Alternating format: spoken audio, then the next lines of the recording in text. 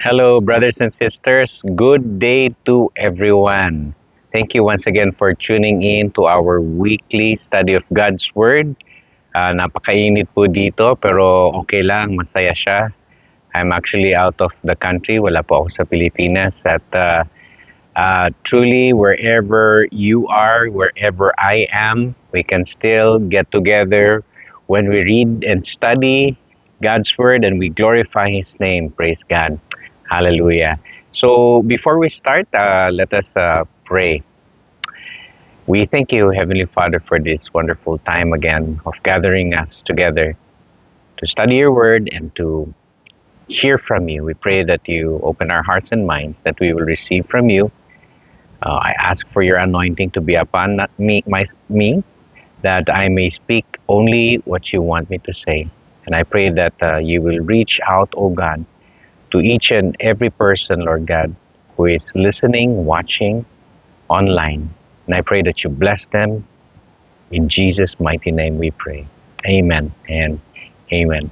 So we start with a few questions. So ito po, let me ask you, who among us does not want to receive a gift or a reward? Who among us does not want to receive a gift or reward? We all want gifts and rewards, don't we? Lahat po tayo, we want gifts and we want rewards, recognition. Let me share with you a quote from Dale Carnegie. He is very famous author of How to Win Friends and Influence People. He says, people work for money, but go the extra mile for recognition, praise, and rewards. That is very true. It's so true because why? Gifts and rewards have long been a part of human history, and it can become powerful catalysts to help us pursue something difficult or even strive for something higher.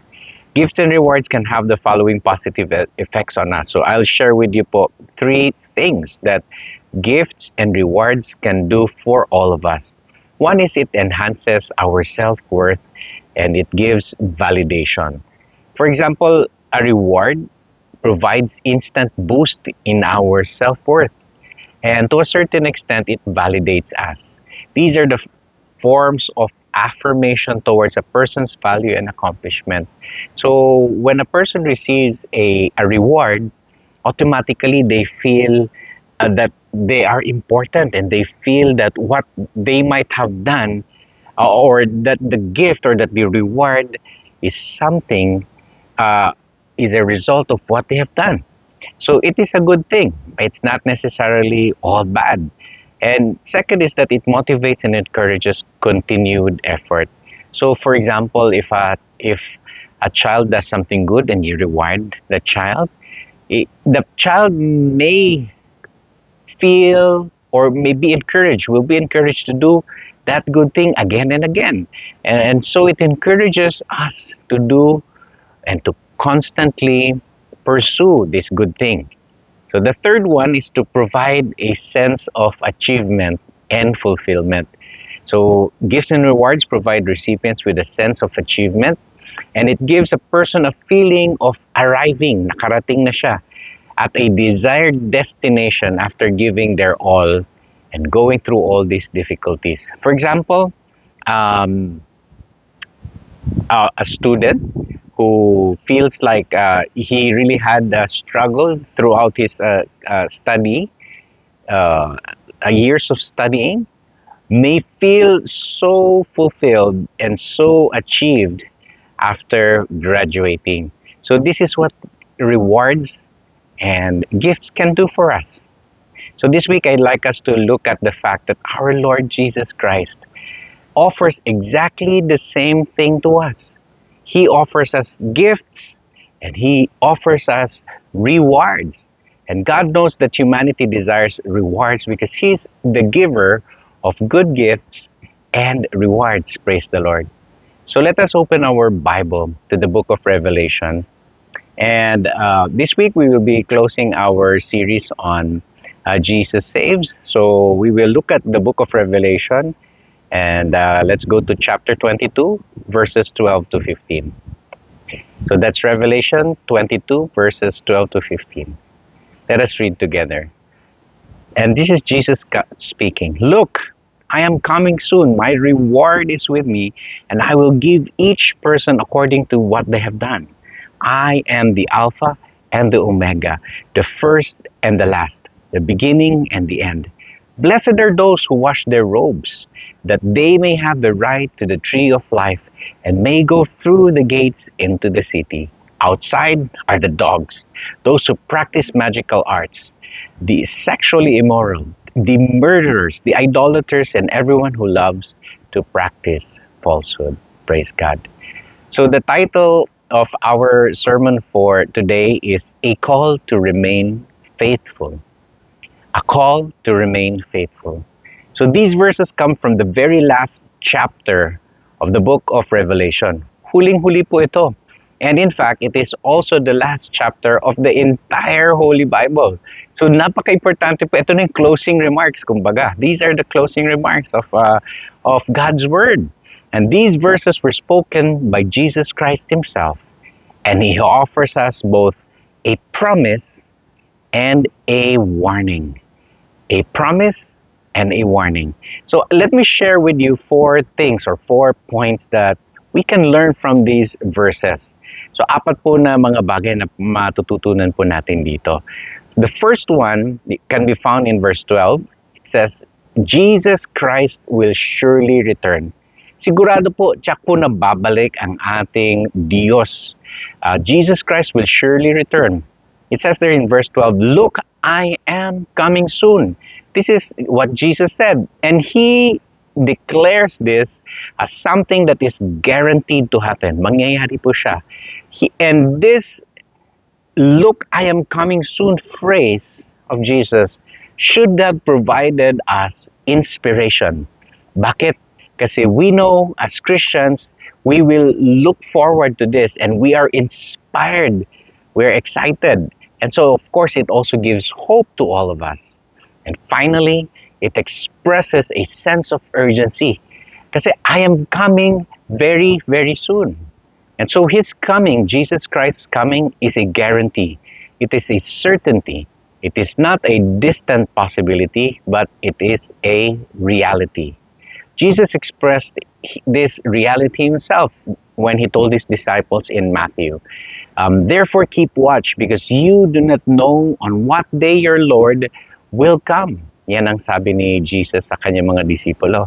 And the Hebrew author, in the book of Hebrews, also says the same thing. He says, in just a little while, Jesus, who is coming, will come and will not delay. Praise God.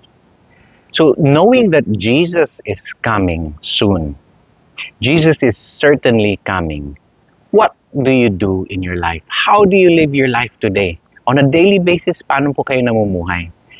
Just like any other event that is coming soon, yung family events that are coming soon, very important events like a birth of a baby, your wedding day, or graduation day, knowing that these times will surely come, the encouragement from Jesus is that we ought to live in readiness for His return and prepare to meet Him. Yun po yung talagang napaka-importante, because we know that Jesus will surely return. The second thing po that I'd like to share with you is that Jesus Christ rewards righteously or fairly. Jesus Christ rewards righteously. That's found in verse 12 as well. It says there, my reward is with me, and I will give to each person according to what they have done. Wow. So Jesus made this promise during His ministry here on earth as well. This is the same promise He said in book of Revelation. Now in Matthew, ito yung sabi ni Jesus, for the Son of Man is going to come in His Father's glory with His angels, and then He will reward each person according to what they have done. Wow.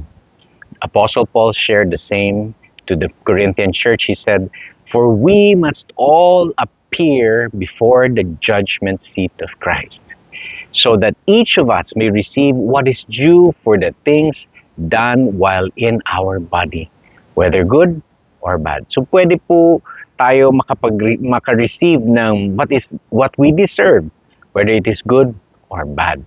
So praise God for that, because Jesus gives, or Jesus rewards righteously. And to the Romans, the Apostle Paul also said this: God will repay each person according to what they have done. Hallelujah. Praise God.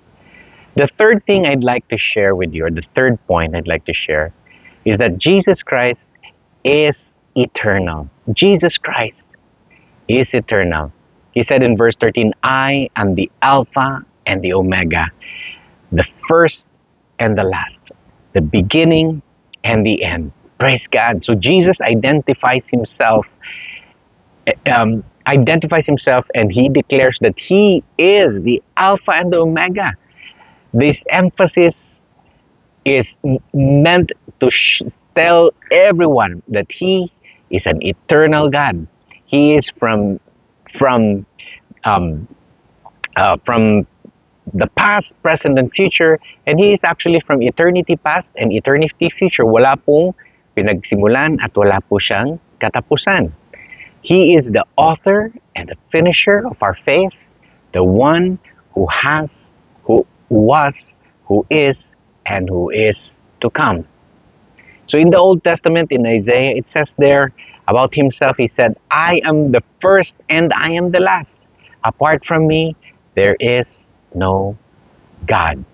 Praise God. So simulat sa pool pa lang, malinaw na po, even from the Old Testament until the book of Revelations, all throughout God's Word, God himself expresses that he is an eternal being.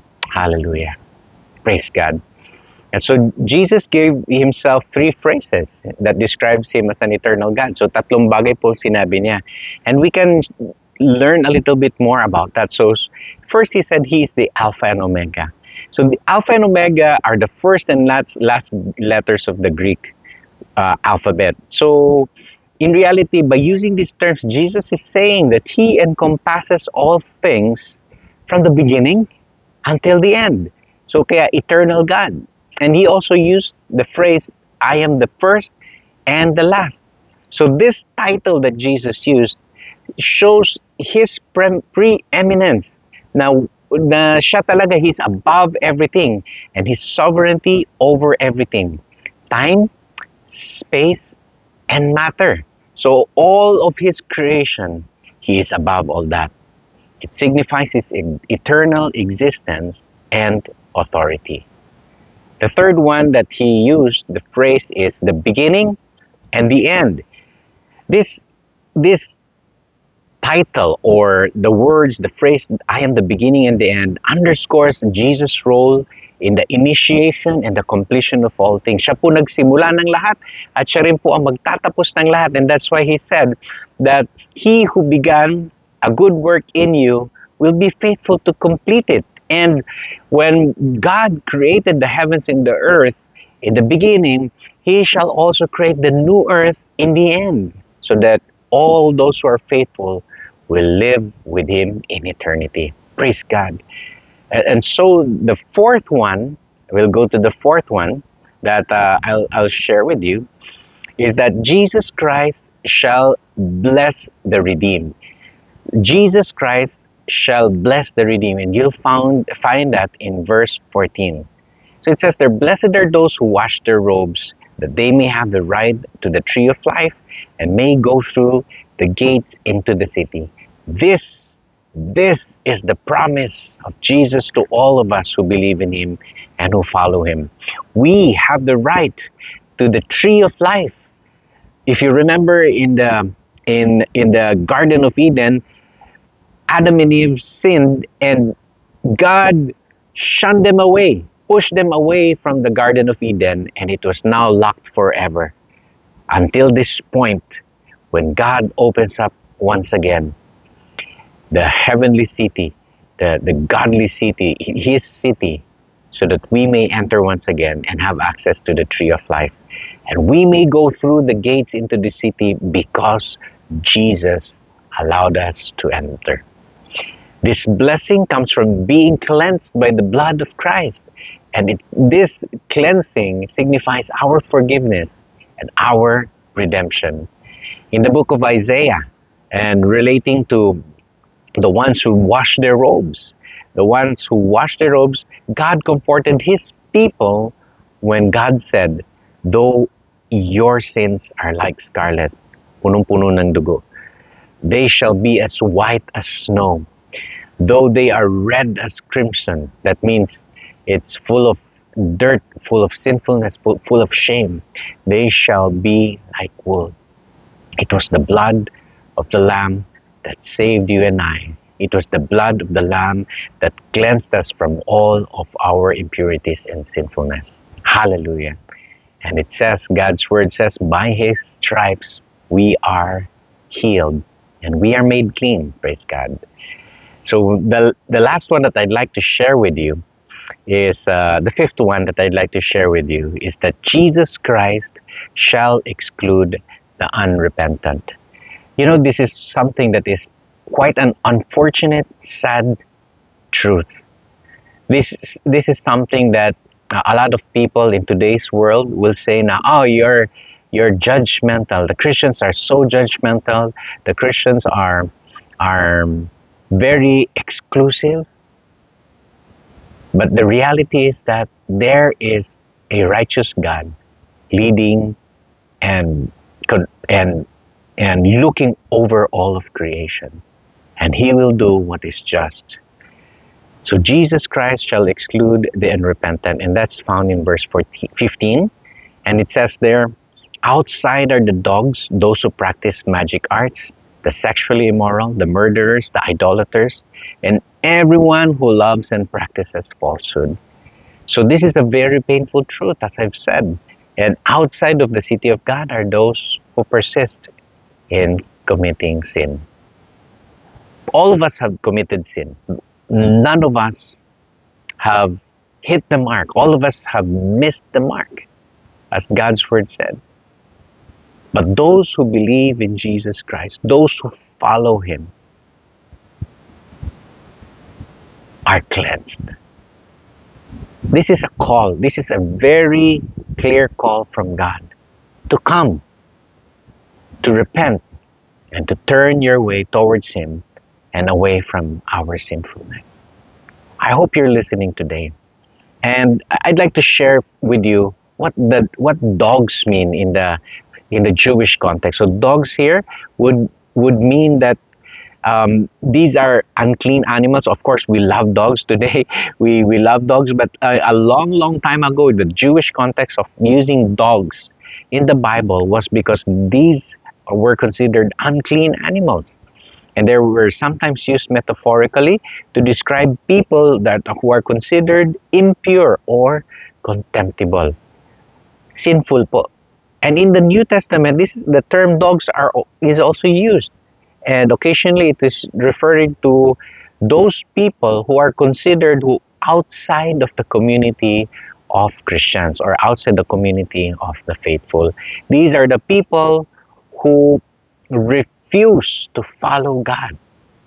So these dogs are sinners who refuse to repent and return and turn towards the Savior. So Jesus also listed several sins, several types of sins, and I'd like just to go through it very quickly, and we will end here. He said there are six sins that are here, and it says there, first one is the practice of magic arts. You see, the word for magic arts in Greek is not really quote unquote magic, but it is actually pharmakoi. Pharmakoi, where we derive our current word for pharmacy, which means a concoction that changes our mindset, a concoction that changes our being. For example, drugs, alcohol, anything that changes the way we think, that does not make us sober. Those are what you call magic arts or potions.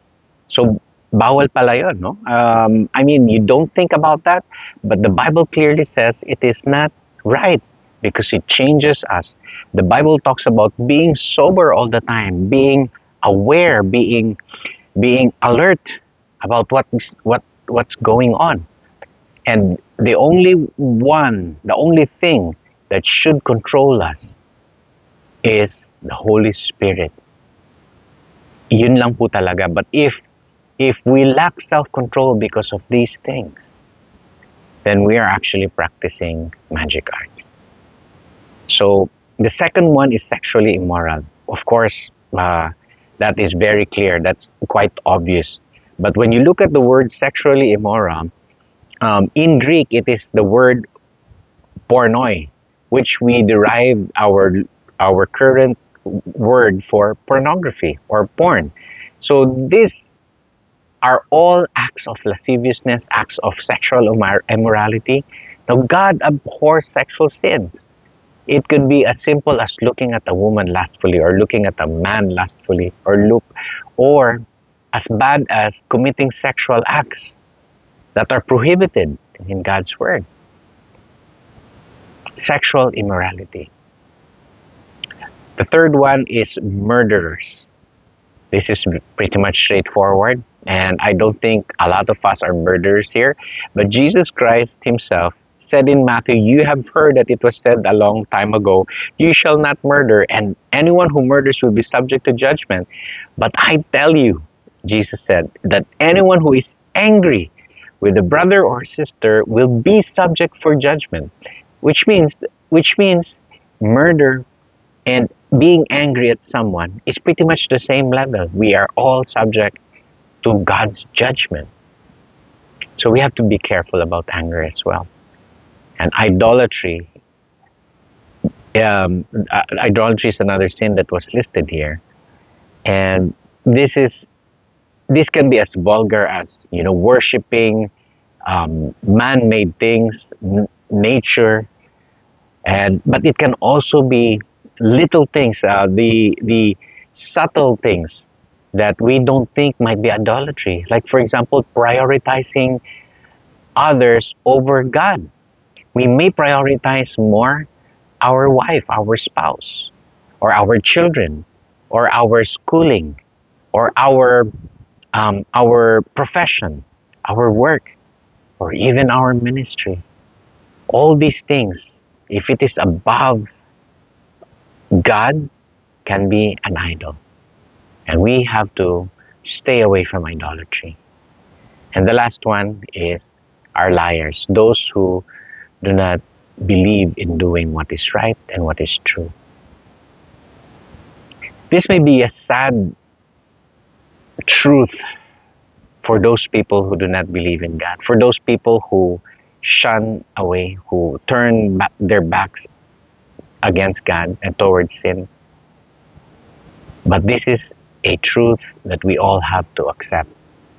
And I do hope that as you and I listen to this word, I pray that we reflect upon the goodness of God, because Jesus Christ offered eternal life, a life that we could live with Him forever and ever. All we have to do is say, "Yes, Jesus, I sinned. I need a Savior. And I know you have died for my sins. I want you to be my Lord and my Savior." Hallelujah.